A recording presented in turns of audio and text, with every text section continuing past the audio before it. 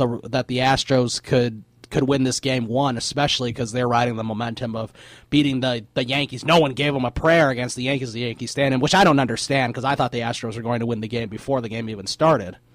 Didn't you think that they would beat the Yankees before it started? You see, I don't know. I didn't really. That was a game you just don't know because it's one of those games where no matter how good Tanaka is, he's just not better than Dallas Keuchel. Except the thing is the Yankees have a lot of postseason experience, except I really disagreed with not having Jacoby Ellsbury in that lineup. He's your $155 million outfielder. You have Chris Young playing out there. Chris Young. Well, I mean, they could have benched Brett Gardner. He looked bad. I mean, Gardner 0 for 3 with 3 strikeouts. Yeah, I mean, and I love Joe Girardi. Well, I don't know if they play Ellsbury. I don't know if he hits 3 home runs and we're tied 3-3, which is unlikely, except... Well, that's the thing. Joe Girardi is not a very good manager. I mean, he's good in some things, but he does screw over his team a lot. He's sort of like a much better version of Matt Williams.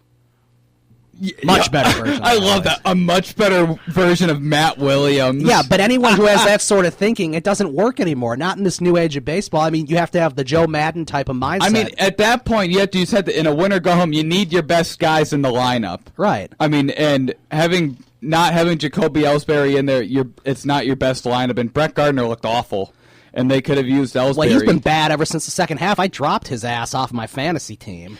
Yeah, he has had a rough second half. And I mean, Ellsbury, you're paying him so much, you need to let him do something. They gave him that 7-year, $155 million contract extension. He has 0 postseason at bats for them. Yeah, and he's been healthy. Right, he's been healthy. I think, or I thought at least when the game started, I was like, it's not that hard to hit a home run here in Yankee Stadium. And the Astros, I mean, everyone on the Astros lineup is capable of hitting 10+ home runs a year.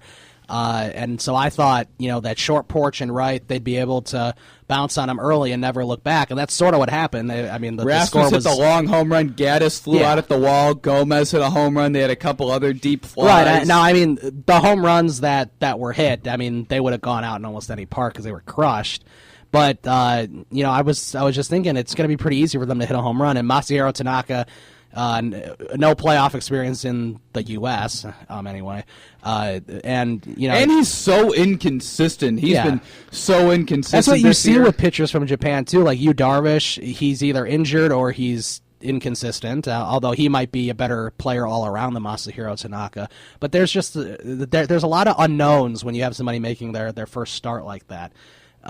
So yeah, I thought the Astros would win and they won, and I really thought the Cubs would win and they jumped on them early, luckily. And it is kind of funny that how badly the home teams looked in those wild card games. The away teams combined for 7 runs, while the home teams combined for 7 hits and 0 runs. Right. I mean, that's pretty crazy. I don't even know if there was an extra base hit by a home team in the wild card. I believe most people had the